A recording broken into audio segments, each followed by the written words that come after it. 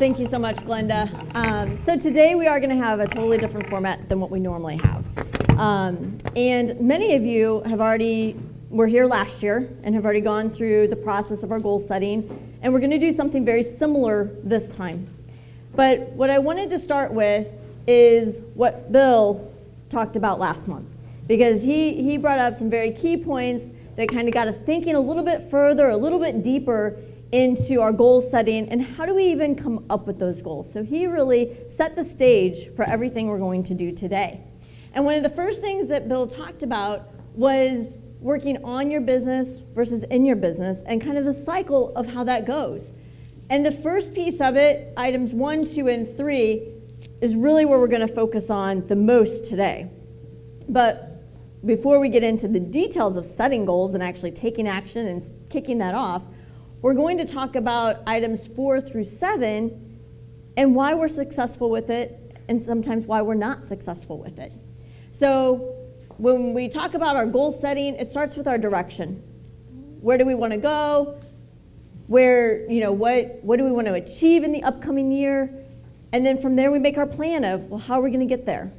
And from there, we actually write down our goals or mentally determine what those actual goals are going to be. What are our next steps in order to achieve them? And then it moves on into the in your business where we actually take action and move forward with accomplishing those goals. This is really small, but I just wanted to bring up the form itself. Who was here last month and or got the email with this form in it? The majority of you should. Some guests may not. And we will get this out to you. I didn't bring copies of it today. I didn't think of that. But this really is a great format to ask some hard questions, to really ask about, what does your ideal future look like? How are you going to accomplish things? How are you going to measure them? And so it really goes into a lot of details and different aspects of your business. And this is a great starting point for determining what some of those goals might be that you're going to work on in 2019. So see me after the meeting, and I'll make sure that you guys get a copy of this so that way you can work through it and even further dive into your goal setting. But I want to thank Bill for putting this together because it was a great starting point. And I hope that you guys took the suggestion from last meeting and from the emails to take a look at this and really think about some of it. I'm not going to ask your answers, to share your answers, but it's a great guide to starting with what our goals might look like for 2019. So what I want to focus on for the beginning part of this is the why. Why do we not follow through? Show of hands, how many of you guys participated last year when we did this goal setting workshop? Yeah, so about half of you guys. So of that, and we can all close our eyes, how many of you guys left this meeting, let's not close our eyes. How many of you guys left the meeting and continued goal setting and working through that form all throughout the year? How many? One or two? One or two. Great job. That's hard. That's hard to do, right? I myself did not do it all throughout the year and keep repeating that same process, and I'm the one up here trying to help encourage it, right?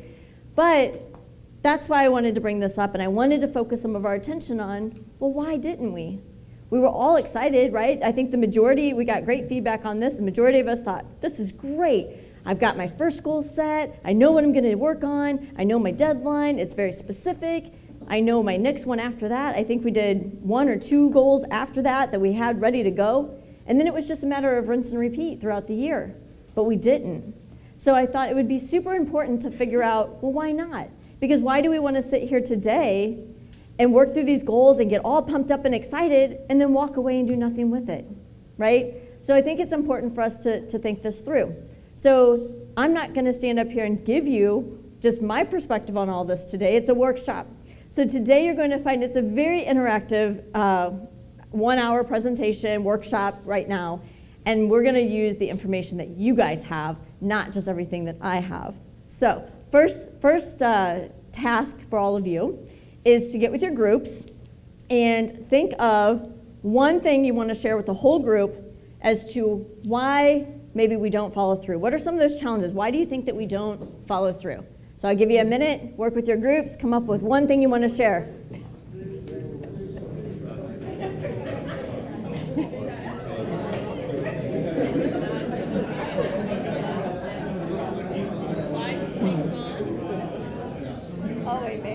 And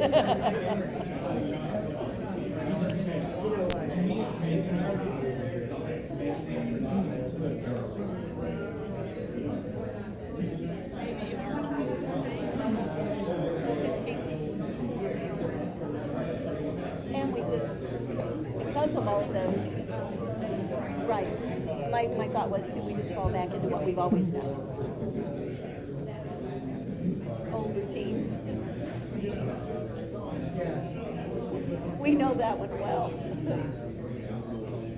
We naturally do. Yes. Are not broke down enough. Well, you said that for the specific.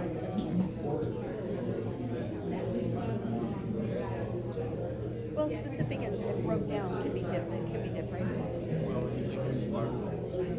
Right. Specific, measurable, attainable.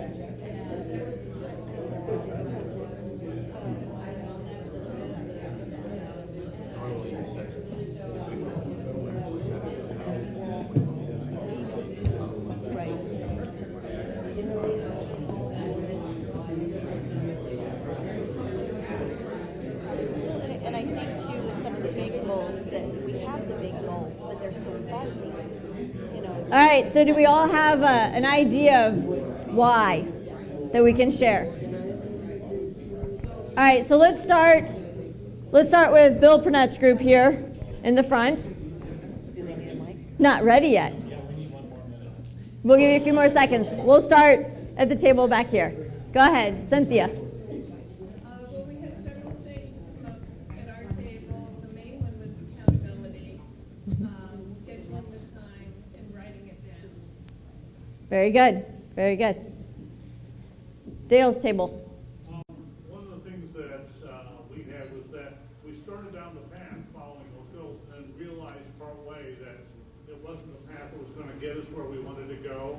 And so we tried different iterations, always learning along the process, but the follow through on what we had initially intended to do wasn't there for that reason. Gotcha. Tom, your group in the back. So, a couple of points. One was we tend to follow through on the things that consciously or subconsciously are most important to us. So sometimes we let those things slip that we haven't necessarily consciously prioritized, but it's a natural prioritization. We also made the point that sometimes we choose to put off those things that we don't like to do, even if they're critical. And then because we put those things off, the other stuff that needs to crumble or kind of come in through that result. Bookkeeping is an example for me. Yes, it is for a lot of people. So to take that one step further, why do you think that the things that we don't like to do get shoved to the bottom? Why would that be? I think it becomes a mundane task, and for those creative, entrepreneurial spirited people, we tend to not like to do the mundane task. Mm-hmm. Yep, I think that's Dale. You don't see the actual result coming immediately. Yes. And that's where all of a sudden, well, am I just wasting my time, or is this really building a basis? Mm-hmm. Dale. Yeah, part of it, I think, is that we're envisioning doing it a certain way that doesn't fit with our natural style.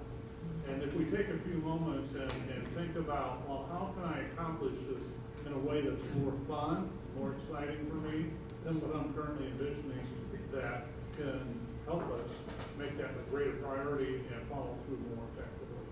That's right. Mary? There's just certain things I'm not good at, and the books are just one of those things, and my brain just doesn't work that way. I'm smart in other things, but not in that. So I don't want to do things that make me feel not good, not smart. Yeah. I'd rather do things that make me feel smart, so I would hire someone to do this. That's a valid point. Les. Yeah, I mean, basically, we're creatures of habit, and we just kind of get stuck in those treadmills and just keep moving, not stopping to think about what we could do better. Mm-hmm. I'll take one more. Bill. Just as the saying goes that the perfect is the enemy of the good, So in another sense, the accomplishment of the big thing is the enemy of accomplishing the small thing. And so we want to accomplish big things. And so because of trying to focus on big things, we end up putting aside or procrastinating or not doing the small things, which are going to turn into big things. That's right. That's right. All good points. All right, Thad, your table. What did you guys come up with? What's the We challenge? figured out the big lie is that we don't have time for it. And then Yeah. something else gets away, and it's true, it is a Yeah. lie. You do have the time to do it, you just have to make the time to do it. We'll talk about that a little bit more in just a minute. Les, your table. What did you guys come up with? So you guys step in. You wrote some stuff down about what we discussed. For your challenge? Why don't we follow through? Oh, to build on what Les said, that we are creatures of habit, and that we don't have, and so it's hard to change. Secondly, that we don't have systems and processes in place to accomplish things great or small. And third, we don't have systems of accountability in place, so the metrics, the measures, the milestones. In place. Yep, great points. Very good. All right, Glenda, your table. Our thing was that you don't have a vision that you're working towards, so you're just doing tasks without knowing why you're doing them. Very good. You gotta know why, the why behind it. It's your motivator to actually move forward and follow through and get it done. All right, Kathy, your table. We came up with quite a few too, but some have already been said, like falling back into old routines, I think is one of the biggest. We just go back to what we normally do when life sets in, and life takes over sometimes. That's right. It does. It does. Lisa, Same as, same thing. uh-huh. Bill, So we're just too busy putting out fires to get productive. it happens. It happens. So very, very good input from you guys. Those are all pretty much along the same lines of what I was thinking of as well.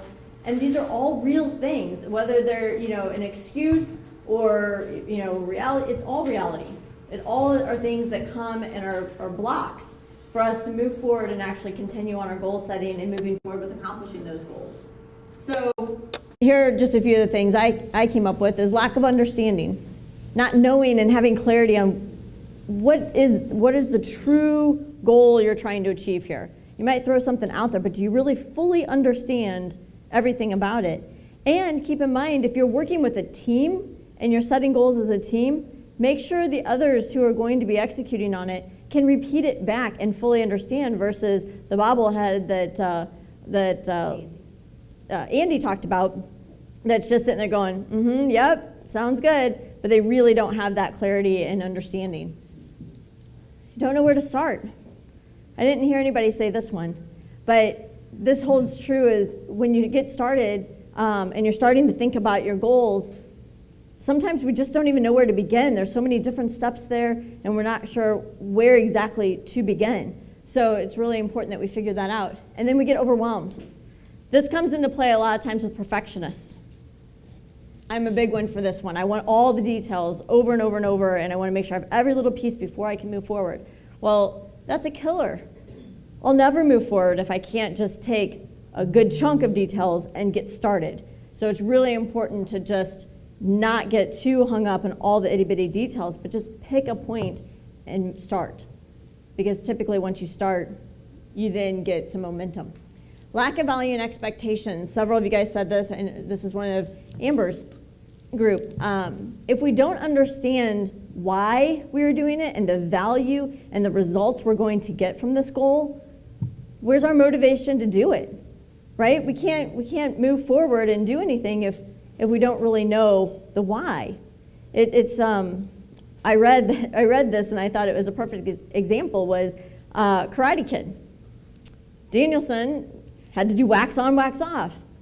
He thought it was the stupidest thing ever, right? He didn't understand the why or the value around it. Now, the only reason he continued with that goal and accomplished it was because Mr. Miyagi stood there right over him saying, finish, right? How many of us have someone who stands next to us all day long making sure we're getting our tasks done and our goals set and we're moving forward and we're executing? No one, right? We might have an accountability group, but no one's standing there with us every single day forcing us to do it whether we know why we're doing it or not. So it's really important to have value and know the value and the expectations. Set the priorities. Many times we don't know what those priorities are. So if we haven't prioritized our goals as to when and how we need to get it done, it's going to fall right off to the wayside because we have other things that we have prioritized. Out of control with our time, this happens to a lot of us. Again, this is one of those things that is more of an excuse, but it's real. It's real for that person in that moment in that day. It's real that there's no time to get it done. And this couples back with the lack of value and expectations and the priorities. It all works hand in hand. And then stress. All of these things together create stress. If we don't have clarity, if we haven't prioritized and know why are we even doing this, and then our time is out of control, etc., it causes us a lot of stress. Well, if we're stressed, we're going to throw whatever we're not wanting to do right to the wayside and just do the stuff we want to do because it's not as stressful, right? So these are all things that hold us back throughout the year when we're trying to work on our goals and move forward and create new goals and keep this process going. These are all things that come into play that stop us and are roadblocks for us in order to move forward and achieve the goals. So how do we overcome them? Okay, so let's just take one of them. So if we take lack of understanding, how do we overcome that? Throw out some suggestions. What can we do to overcome that? Become a student. Become a student. Be more specific with your goals. Be specific, yeah. Yeah. Anything else? Well, just to expand on that, it's not about, we think we're specific, but are we really? And it's really taking the time to drill down and drill down and drill down and drill down. Yep. Tom? If you take the candidate for your project out, it forces you to think about it more. I agree with that. Not all of us, have the mindset, like I'm a very detailed, I want everything written, but not all of us think that same way. But by going through the exercise, like Tom said, and forcing yourself to write it out, it really forces you to think about all those details versus just having it in your head and kind of summarizing it and just a high-level view. It really forces you into those details. Dale? I'd like to build on that because when I write, I try to write it so that I'm convincing somebody else that this is the right thing to do. Right. Because in organizing my thoughts to be convincing, I often gain greater clarity myself. So. Great point, yeah. Andy? In getting things done, David Allen says you need to know what done looks like and what doing looks like and what done means. Mm-hmm. Great point. Great point. So that's one of the ways that we can overcome that is to be clear, right? We need to set clear goals. Have, if the team's involved, have them repeat it back to you. I already mentioned that. But just make sure that they're very detailed. Writing it out, like Dale said, making sure that it's as though you're trying to convince someone else. So make it to where it's something that's convincing to yourself as well. So what about starting point? What can we do for that? How can we determine that starting point? How do we overcome that when we go, I just don't know where to start, so I'm just not going to do it at all? So it really doesn't have to start at number one. Yes, that's exactly right. It's better to just get started than to have to figure out exactly where step one is.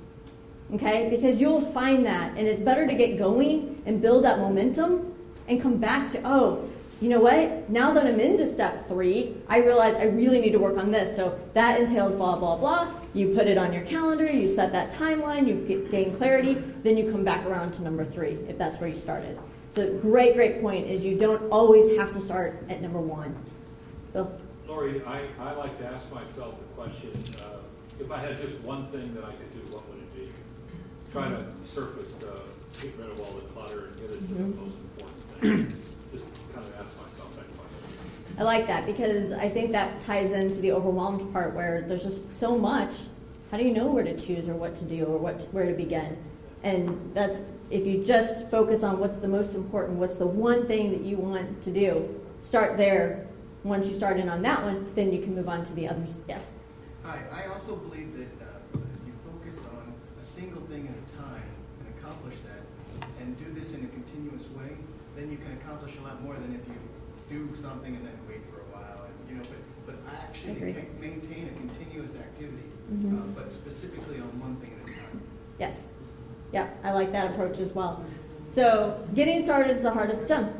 Lori, I'm just kind of curious, as I'm listening to this, if you feel in your mind there's a differentiation between someone that owns a business with a lot of employees going through this task versus a sole proprietor where nobody's reporting to them, to I'm an employee, an important employee within an organization, and I'm looking at this as me personally. So do you see differentiation here at all, or? I personally do not. Okay. I feel it can apply in every situation. I feel the differentiating factor is how do you become accountable? How do you get a group around you that can help you stay accountable? Maybe brainstorm ideas off of each other. That situation is going to be different, whether you're talking about this for your personal use, maybe as an employee, or in a small entrepreneur, sole proprietor situation, or a large company. So I think that accountability piece of it is where the biggest differentiator is. But in my mind, and throw out ideas if you guys feel differently, but in my mind, I feel it's very similar no matter what. Tom? Lori, you use the phrase, get people around you who will hold you accountable. And I think that we view accountability as a passive exercise. I need an accountability partner. I need an accountability group. But I think one of the issues, and a tip to overcome the challenge, is to be honest with yourself about accountability. How many of you have an accountability partner or an accountability group to whom you've lied? You know, they're coming, they're asking, hey, did you get this thing done? Oh, yeah. You know, I'm well along that way. You just don't want to deal with it. Well, that's just a waste of everybody's time, and we all do it. So that's exactly somehow you have to internalize accountability and recognize that you have to be honest with yourself and not just count on people to bring it on you, because if that's all you're doing, you'll kind of brush it off and literally lie to your accountability partner. I agree with that completely, because it all starts with you. You have to value and recognize the results you're going to get. It's got to be a priority. You've got to understand the whys behind it and care enough to take action to get it done. Accountability partners mean nothing if you're not going to actually own it and get it done. Thank you so much, Tom, for bringing that up. That's a great point. Dale? I'm going to go back to Jim's question there about the difference between a business with employees, a solo, and an employee. And I think one of the questions that regardless of which role we're in, and I agree with you, it doesn't matter, one of the questions we should be asking ourselves continuously is, when we accomplish something, we get better at something, what do I need to do next in order to become better yet? Yes. Okay? What's going to take me to the next level? Whether I'm an employee helping the company, whether I'm an owner with employees and how to engage employees more effectively with that kind of mindset, or whether I'm a sole entrepreneur, it doesn't matter. That question, I think, is applicable to all. Yep. Yes? You know, I'm going to follow up on what Bill said about the one thing. And if you're the rainmaker for your business and you're not doing the one thing that generates revenue and keeps your business going, and you are distracted by maybe minor details, but details that need to be done. By the way, we have a virtual assistant here in the room. Right. You know, and I'm just going to throw this out there, but I think all of us, and I'm a solo guy, right? I work for a company, but I'm still a solo guy within that company. We look at that cost and we go, I can't afford that. But in reality, you can't afford How can you not? right? Because then you're spending the time on the little things and you're not making it right. And that, I think, holds true for some of the reasons that I think, Mary, you guys brought up the one where you don't like to do it. So that's always going to be pushed to the side because you don't enjoy it. You know, maybe it's the books or something like that. Well, then I think it's where you have to really focus in on, so who else can accomplish this for me, right? You might be the one setting the goal that this is what you want to have happen, but it doesn't necessarily mean that you have to be the doer of it. And I think that's a tough reality for some people, especially the solo entrepreneurs, to understand that it doesn't have to be 100% you. You can outsource it to a virtual assistant, to a bookkeeping service, to a marketing firm, whatever it is that you dislike doing and you know you're not ever going to prioritize into your list, but it's important for your company's growth. Your objective, in my opinion, for setting the goal is, so what do I do to get it accomplished? Who do I reach out to? How do I structure it with systems, et cetera, to accomplish it so it doesn't keep getting pushed aside? Make sense, Mary? Just one more comment about accountability partners, and I've had one, a really successful partnership for a couple of years, and one of the reasons is that he's not a friend of mine. I mean, we're business colleagues, and I respect him enough that I'd be really embarrassed to tell him I didn't do something, and I've had to occasionally say I didn't do it, and he also knows to hold my feet to the fire. Well, why didn't you do it? What was the problem? And so it's a good partnership because we're friends, but we're not so close that he makes excuses for me. Yep. And say that's what wine with girlfriends is for. Yeah, I think that all ties in with Tom's comment about the honesty and being honest with yourself, because if you have an accountability partnership group, whatever, it's super important that you just focus on being honest. Be honest to say, I didn't get it done. And then adjust the whys. What got in your way? What can you do to overcome that so that you can get it accomplished before your next meeting or the next deadline or whatever it might be. But if you're not being honest, then you can never adjust the whys and what got in the way, so you can never continue forward with that achievement. Tom? I think one of the things that always helps me is if you know what causes you to not be accountable, like if you rather go on social media for an hour or something, and you take special care to remove those distractions or items from your environment. Yeah. Be honest with yourself, not only if you did or did not accomplish something, but be honest with what's really getting in your way. What's really taking your time that maybe you could have spent instead of playing on social media, maybe not actually posting for your business, but just kind of scrolling through, seeing what your friends are up to, other businesses are doing. Take that time and say, okay, I'm blocking my time. I'm not going to look at that for the next hour. I'm going to just focus on whatever the task is at hand. We're going to talk about that in the business section. Fabulous. So set expectations, right? So this is one of the things we talked about is if we don't understand what the expectations are, how do we know when we're supposed to do it or what we're supposed to do or the value of doing it? So one of the things that I think is important on this one is don't set the expectation just for the task at hand, but set it for what is the overall short-term and long-term outcome that you want from this task or series of tasks. So you know what you're working towards. So make sure you understand the expectations of that goal that you're setting and all the little goals or tasks that are a part of that to accomplish it. Know the value of that and set those expectations. Prioritize. All right, so what are some ideas for how do we prioritize it? If it's always getting put to the bottom, what can we do to identify if it should be at the top? It might not. Maybe we identify to Dale's group, they had said that, they went a different direction and tried different things. Well, that's fine. They should have set new goals, right? New goals to say, well, this one didn't work. I now have this direction, so now let's work towards that. So if we're prioritizing, what can we do to make sure, if we feel this is important, how do we get it at the top of that priority list or close to it so it actually gets done? What can we do? How do we address that? Anne?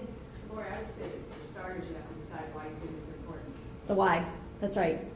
The why. It might not be. If you keep putting it off and it's not negatively impacting anything, then why is it on the list at all? Right. And that's a great point that it may need to be removed from the list. It may not be important anymore, and it may not need to be prioritized. So stop beating yourself up and lying to yourself, essentially saying that, oh yeah, I'm going to get to it, I'm going to get to it, I'm going to get to it. Well, if you don't know the why, or you figure out the why and determine that it's not really a priority, well, you're not failing to get it done. You've made a decision, right? You've taken action and said, this isn't a priority anymore. This goal now is. Yes? I think for me, if I'm clear on the priorities, I always, well, that's a lie. I like to tackle the things that I don't want to do first.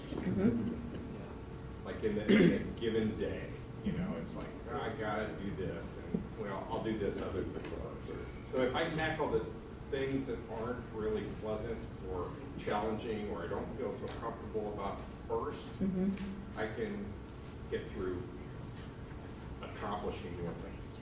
Yeah. That I think comes down to, you know, just like we, you know, our teachers tell our kids, or we tell our kids or grandkids or whomever is, you know, you got to finish your homework first. You don't like it, but then you can go play, right? You can do the fun stuff that you enjoy. Same thing with this is as we're, you know, if it's on the priority list, then we've got to find a way of how do we knock it out first, get it done, then we can do the things on our list that we just love to do. Is that? As far as set priorities, I learned a long time ago, if you have a long list of things, you constantly go through that list trying to figure out what is the highest priority, and you lose time. And it's cheesy, but I figured out a long time ago, I actually do like a star system. I put a number of stars next to it, 1 to 3 on how important that is in a list of 40 things, and my eye is always drawn to that one so that I get it done first, depending on how many stars it has, and it's worked for me. Good suggestion, yeah. Thank you. Mary? It's kind of following on Zach's point there, it's narrowing your choices, because if you have 10 projects and each one of those has 30 tasks that go underneath it, that's a lot. You should narrow it to a smaller number of projects, and therefore you have a fewer number of tasks, and that's going to be a lot easier to prioritize. You can always do another project later, but you know, projects are like rolls of toilet paper. I really think when it, that's a great analogy. Yeah, I really feel that when prioritizing, it's just super important to understand. It all comes back to everything everybody is saying to me comes back to it's understanding the value and the expectation for it. If you value it, it's going to be a higher priority and you're going to recognize it as such. If you don't, maybe it shouldn't even be on your list.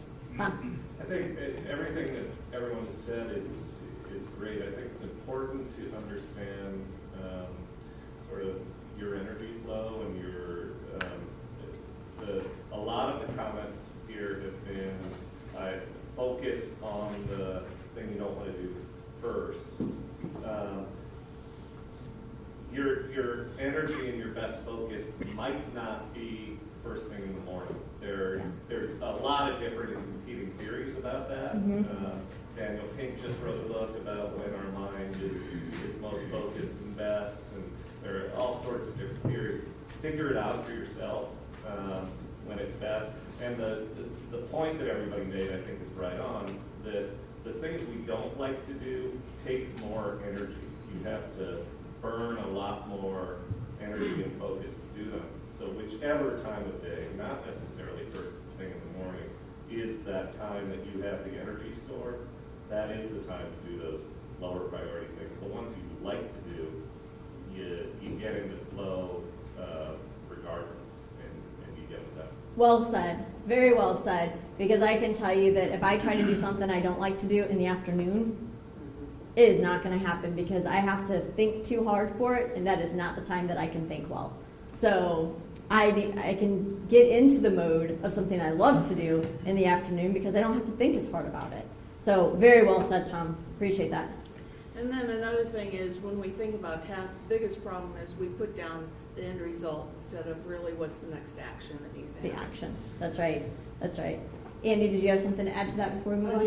I know for some people, not for me, of course, it's easy to do the things you can be successful at, and they may not be the important things, but boy, I'm real good at Facebook.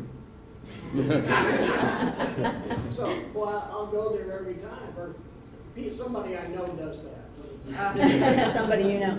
Now be honest. Yes. I know for me, I have a running task list. So I know what I do is I'll just, I am a girl that wants to, so at the end of every day I look at it and I love the cross off. At home, at my office, I love the cross off. And then I rewrite, it's like, okay, now what do you got to do tomorrow? And I highlight the ones that I'm specific on that I have to get done. And then I'm so much better that next morning because I already have a goal set.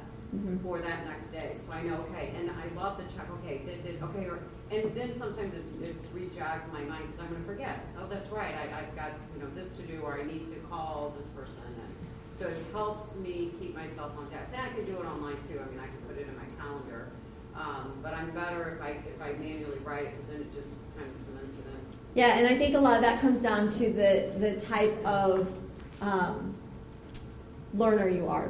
I'm a visual person, right? So for me, I like the list. I like to see them crossed off. I like to see that. But for other people, that could be busy and overwhelming of, oh my gosh, I can't take it. I do not want to see a list like that in front. So you really have to understand how you best take information in and process it to find what method is best for you. So the visual people, that list is a great way to do it. Dale? Yeah, I'd like to marry what Gail and Tom just said, because one of the things that we fail to do is celebrate our successes. So in some regard, when Gail's checking things off her list, she's celebrating her success of the day.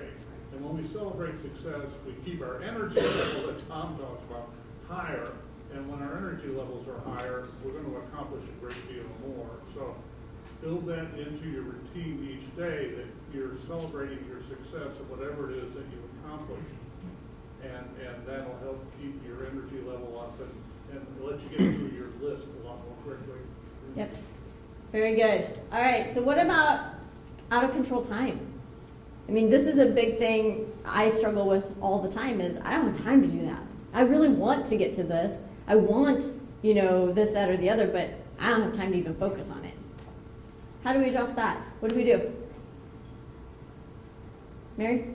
First, you need a realistic baseline. I think in many cases, we have what I would call an expectation miscalculation. You just think that you put a lot of things in the day that it wouldn't, if you actually looked at the time you had, it wouldn't be possible. It's not possible. So just That's be right. more realistic about what you can accomplish. Mm-hmm. Again, that comes back to being honest with yourself as to what's truly realistic to get done. I think time blocking helps it. You just put it in your calendar and say, look, I got to do this, boom, at 9 o'clock or 10 o'clock, whatever. Time blocking is a great thing. Kathy Sexton, I worked with her several years ago, and she helped me with that and really helped identify where I'm spending my time and what is beneficial and what's the return I'm getting on spending my time in those places. And so it really helped me prioritize my calendar and my time so that I could focus in and fit the things that are truly a top priority that I need to accomplish in with all the other things that I was doing. Les? The time blocking thing is a nemesis for me because what I tend to do on my calendar is to put the things that I need to do for a client or a project or whatever, and I never block time for the development work. I'm focusing on production more than development. What are the things you have to do in order to get your system in place so that you can actually execute. And I will do that when I get around to it, when I find an opening in my calendar, and you never do. And then that's where it comes back to the value. The value of your development piece, what are you going to get out of it? What's that end result and how important it is to you? Because if it was just as important as bringing on another client and working the day-to-day production piece, I'd be willing to bet you'd find a place to squeeze it in, right? But I think a lot of times we set these goals, but we don't really focus in on what's the value behind them, what's that end result we're trying to achieve. Because if we just kick it out there because it sounds good, it sounds like the next thing I should do for my business, this will be fun, it'll get me to the next level, but do you really understand what that true result is that you're trying to get? And once you do, I feel that a lot of times the priorities will be clear on where you really want to fit it in, and then you will block that time and you will stay true to it. But if you don't understand the why of what you're doing it and the result you expect to get, it's never going to get on that list. It's always going to stay down. So I encourage us all when we get into the part where we're actually going to write a couple of goals, that we really focus in on as we're writing it, what is this going to do for us and how important is it? What is that end result? What's the value we're going to get from it? So that we will be able to understand and prioritize or scratch it off our list and go, you know what? It sounded good, but it's really not where I want my focus to be. And you start again with another goal that you feel is a better fit for where you want to go. Andy? Understanding when it's more than you can actually do and you need to get some help. Yes. I think that's key. Yep, one more, Karen? Along with what Kathy also teaches is not just the time blocking, the color blocking. Yeah. And whether it's, you color code it according to whether is it revenue generating, is it not, and what you're doing. Because I know when we did mine, I was spending too much time meeting with people. Yeah. Again, for the visual people, that color coding really helps because at a glance you can see where your time is being spent. What about the stress? Because this, I think, plagues all of us. We're very much under stress, whether it's for personal life, it's work life, entrepreneur life, regardless of what it is. We all are plagued with stress, typically. Maybe not all of us. Dale, maybe not. But the rest of us in the room probably deal with that stress. So for me, and then I'll have you guys share as well, but for me, this comes around to how we address all of the other things on the list. It is a result of not being clear and not knowing the direction you really want to go. It's a result of not knowing where to start. It's a result of not understanding the value or what the expectation is from the goal you're setting. It's a result of not being able to prioritize properly to get it done. It's a result of your time being out of control. All of those things, I feel, once you gain clarity, you start prioritizing, you know where it fits in your day, in your week, in your month, within your business itself, then that stress will start to be alleviated a bit. Because once you gain clarity and gain control of those other items, I feel that that helps you deal with the stress. Any other insights or input on that piece? Go. Sorry, I read this just recently. To me, it's kind of a paradox because on the one hand, we think that stress is because we have too much to do. You know, that I'm stressed because I have all of these things to do. What this article said that what really stresses us is not finishing what we start. It's not about having too much to do. It's about leaving too many things undone. It's about starting things and not finishing them. This article, and I believe this to be true, that's what really makes us crazy. Because I spent all this time on something, then I move on to something else, and I move on to this. And so I got all this unfinished business, and that's very stressful. I feel that's very draining. That comes back to what Dale had mentioned before, is when you celebrate what you've accomplished, it's an energy boost. It gets you motivated and excited and builds that energy in order to move on and tackle the next thing. But if you're never fully accomplishing and finishing something, you don't have that energy boost. So it just keeps draining and draining and draining versus actually giving you that energy and that sense of accomplishment to move on to the next one. So yes, thank you. Dale? Well, as apparently the less stressed person in the room, what I found that really helps me is being aware that I'm making choices, and all too often the vast majority of choices we make during the course of the day are made at the subconscious level. We're doing things because that's what we like to do, or we're avoiding things because it's not what we like to do. But being more conscious in the choices that we're making during the day. Yeah. And then we're going to feel better about ourselves because we're tackling the things we need to do, because we're putting them in the time frames where it fits our energy level. And even though, so we're doing the things we least like in our most high energy times, as Tom was suggesting. So when we make more conscious decisions, a lot of that stress goes away. Right. Yep, I would agree. Linda? I would just say that most of the time, the majority of us as business owners, when we talk about goal setting, what we're focused on is how we're going to grow our business.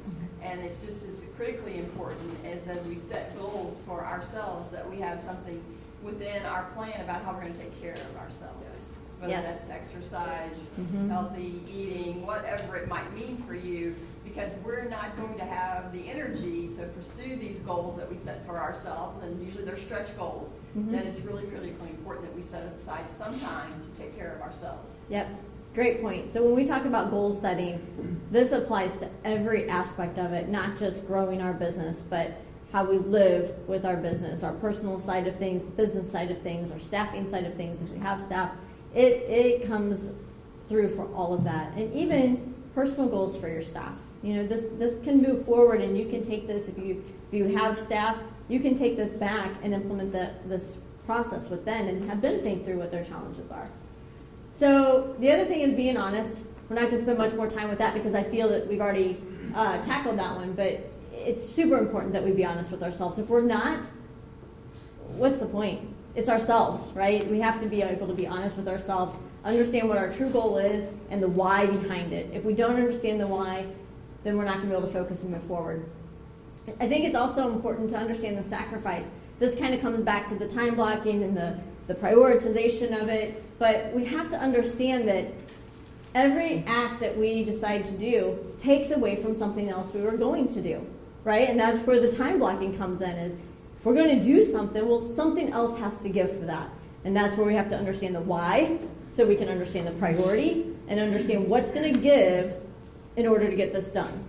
So it's a whole process. Those three things constantly go hand in hand with each other. So to Mary's point, don't set yourself up for failure by creating demands that conflict with other things or that are unrealistic time-wise to get done. Prepare for success. So I love this, that just do it doesn't always cut it, right? So we like that we could just say, just do it. But it doesn't always cut it. Sometimes you have to invest that a little bit of extra time, a little bit of extra money, maybe you're outsourcing something, but that time and money to prepare and make sure that you're taking the proper steps in order to accomplish your goal is key. Because I think that is a big blocker as to why we don't actually follow through, and we get so far and then we don't continue to invest the time or the money and it doesn't get finished. We only get part of the way through. Tom? This is a request for the E3 Program Committee, and it's directly to this point. And a few moments ago, Laura, you talked about delegating, and you listed a couple of things. Who do you hire? What are the systems that you put in place? I think, for me personally, and I'm sure a lot of people share this thought, we understand conceptually the importance of delegating. The process of delegating is scary. Yes. We think, well, it's just going to put stuff on my plate because now I'm going to be a manager of somebody I don't even know or see. And what are the systems? How do I know who the right person is to hire? And I know I personally have a whole lot to learn on that, and I think it would be great to dig really deep into that topic. How do you prepare for success, and how do you delegate? So raise of hands, who would like to see a presentation on that in the future? Yeah, I would agree. I think that's one of the hardest things. Kathy did a lot of help with me to learn how to delegate and what to look at, because it overwhelmed me to even begin thinking about it, even though I know I needed the help. So, Joe? I once read a great article about empowerment in the workplace, which kind of talks about that. It's in this book called Corporate to Entrepreneur. And you guys can see Jim for a copy of that one. Just saying. Just saying. Just saying it's a great, I don't remember the author. It's obscure. He is. John Brandwein, I'm sure. Jim, what was the name of that book?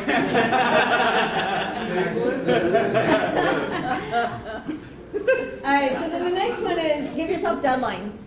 We do this if we're working with, if we are outsourcing something or we're working with our staff, we give them deadlines. Here's, the expectation, here's what we need to accomplish. I need to have this back by end of day Friday or by 1 o'clock on this day. We give deadlines. We need to do it for ourselves as well, because otherwise it's just always sitting out there and we really don't need or want or have to get it done by a certain time, right? We don't have anything really solidified there. So give yourself a deadline and break down the individual steps and assign a deadline to each step. Not just the overall big goal. It's not, hey, I want to raise my sales by 20% in 2019, so I want to see that happen by December 31st. Well, there's a lot of goals and steps in between there to make that happen. So assign a deadline to each one. Incentivize yourself. How many of us entrepreneurs out here don't pat ourselves on the back or give ourselves any type of incentive when we accomplish something? We tend to just say, well, it's just something we have to do, right? But if you really want to help encourage ourselves, you would do that for your staff, you would do that for your kids, you would do that for the person down the street. You would give them a pat on the back, you would incentivize them some way, shape, or form. It doesn't always have to be money. but you would incentivize them some way, shape, or form for accomplishing and following through. So do the same for yourself. And this is where a little bit of, if you're going to be honest, have, someone that you're discussing this with, either a support group, a accountability partner, whatever the case may be, but it's only going to work if you're honest with yourself. Okay? So, the goal setting worksheet. We're going to pass these out. We're going to get started on actually taking action onto our goals. So, for those of you who have not seen this goal setting worksheet, we're not going to spend as much time on every component of it as we did last year. But on the front of the sheet, it walks you through every step of setting your goals. The biggest thing I want to talk about with setting the goals is the step one is your bigger goal. What do you want to accomplish in 2019? What's one thing you want to accomplish in 2019? The most important step, though, is identifying just your next step or your first step. Okay? Because what I find most often is the overwhelming part of it is, oh my gosh, there's like 30, 50 different things that I need to do to accomplish this goal. Well, we've got our high-level goal right at the top stated, but the most important is, what's that first step? What's one thing that you need to do in order to work towards that goal? One thing. And be specific. Get into the details. If I say, I want to increase revenue by 20% in 2019. Great, that's a huge goal, right? What does that mean? Well, first off, my first step is this is how small I want these to be. I need to make a call to Will Hankey to help me improve the SEO of my website. Okay? One step. Write that down. Simple step. But that's how detailed I want it to be. Okay? Because if I say, well, that means I need 30 more customers a month. Okay, well, how am I going to get those? Go another level deeper. Well, that means I'm going to have to make X amount of calls a month. Go another level deeper. How am I going to get the leads for those calls? Go a level deeper. Well, my first step is I have to make a call to Will. First thing. So I set myself a deadline. When am I going to make that call to him by? And then we develop a plan and I set my next goal. Well, Will needs X, Y, and Z from me in order to be successful with what he's going to do. So I set my next goal. Okay, so be that specific and detailed because those are little chunks that we can bite off and chew, right? We can bite off and chew that, hey, I just need to make a call to Will. That's how I get started. That's my first step. It's that detailed. So take your big one and think through, well, in order to do that, what do I have to do? In order to do that, what do I need to do? In order to do that, what do I need to do? And get it down to those little bitty pieces. And repeat that. We will send out this link again with this document. I'm committing to that, but I'm assuming it's possible. We did it last year, so we will send this link out. So you guys will have this, and you can keep it and save them, fill them out and save them, or print them out, so you can get all your list of the individual tasks that you need to accomplish. Because I fully believe that when we take it in little chunks that we know we can accomplish and we can bite off and really chew them and get them done, we'll accomplish it. But if we just keep it at the high level, I want to increase sales by 20%. Okay, what am I going to do for that, right? I haven't thought deep enough. So that's my biggest thing for you guys this year when we're looking at this is really keep drilling down until you get to those individual steps because those little steps all together will make you achieve that end goal, the big goal. Les? I have a suggestion and a question. So that when 2020 comes around, you don't have the same thing. Why don't you just say accomplish next year? That's one thing you can do to this point. The question I have is what's the difference between step one, where it says select one important thing you want to accomplish, and the goal statement that's in step three? What's the difference between those two? So the goal statement is really taking that first step and writing the statement for it. Okay, so I thought that was step two, was the first step.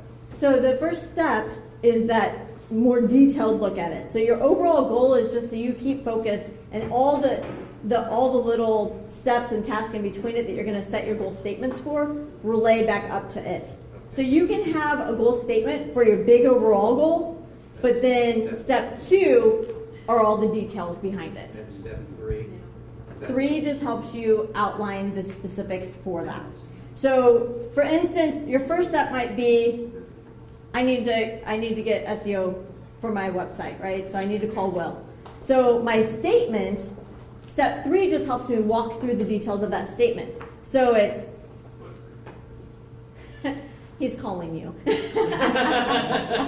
Thank you, John. Step 3 just walks you through those steps. So 3 just walks you through how to be specific with it. So if I just say, I need to call Will. Well, that's somewhat specific because I said who I need to call, but I need to call Will by such and such date to accomplish getting SEO set up on my website. And how is that relevant? In order to bring in more customers and gain leads. Okay, so I have to really make sure I've got a timeline around that. What am I going to do? When am I going to do it? How relevant it is to me. Okay, so this section 3 can be applied to your big goal, but most importantly, to your first step. Okay, because without those specifics, you're still kind of just wondering, well, how am I going to do that and what do I need to do to accomplish it? That's where the gaining clarity really comes in my mind. Does that make sense? And then step 4, how do you measure it? If we set this and we never check back with ourselves and we never measure if we got it done, how do we know we accomplished it, right? So some things will be easy to know. Yep, got that done. I made a call to Will. I made the call. But other things, it might take some measuring along the way in order to know how you're moving towards that goal and if you're accomplishing what you've set. So when you have your deadline in there, it might be something that I can say, for my example, I'm going to call Will by 3 o'clock tomorrow. Well, that's going to be a pretty easy thing to measure against because it'll be on my calendar and I'll know that I made that call. I can check it off and know I'm done with that step. But for other things, it might be something that by the end of the next 3 weeks, such and such a date, I'll have X amount of people called. Well, I should measure that. I should have a tracking sheet. I should have, something that I'm measuring every week to say, am I moving towards, I needed to call 20 people by 3 o'clock on next Friday. Okay? So in that case, I need a way to measure it and know, am I moving towards my goal as I expected? Because it's not as black and white as just saying, I'm going to call Will by Wednesday. Okay? So be very specific and make sure you can measure, find a way to measure how you're moving towards your goal and how you're accomplishing it. Okay? And then with that, you're evaluating. You're evaluating, just as Dale's table pointed out earlier, maybe as you're moving through this and you're measuring, you realize this isn't the direction I want to go. Or what I found out from my call with Will, oh my goodness, I really need to do this, that, and the other before I can accomplish this. Well, that just redirected me, and so therefore I'll reevaluate, I'll set my new goal, or I'll tweak the one I have, set new deadlines, set new expectations, etc., and then go back and repeat from the beginning. And I'll remeasure, and I'll reevaluate, etc. That make sense? And then last but not least, celebrate. As you're measuring and you're reevaluating, you'll know when you have accomplished your goals. And each little step that you accomplish gets you closer and closer to that big goal. And every time you stop to recognize that you've accomplished something, you gain that energy, and it should help fuel you to make your next goal and to keep moving forward. On the back of your sheet, you do have an explanation of kind of what each of those SMART goal areas are. So it kind of defines, what do I mean by specific? What do I mean by measurable, achievable, relevant, time-based, etc.? And at the bottom, it kind of helps you put that together. So you can kind of fill in the blanks to make your goal statement. So it says you want to do such and such in order to such and such by such and such a date. So it kind of gives you those starter points where you can fill in the blank. And by doing so, if you've outlined kind of what your components are, you can actually write your statement very easily from there. So hopefully this sheet will help you walk through that.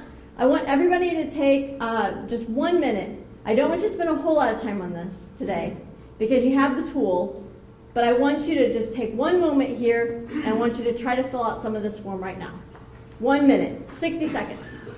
See what you can do. Just be honest with yourself and throw it out there on your paper.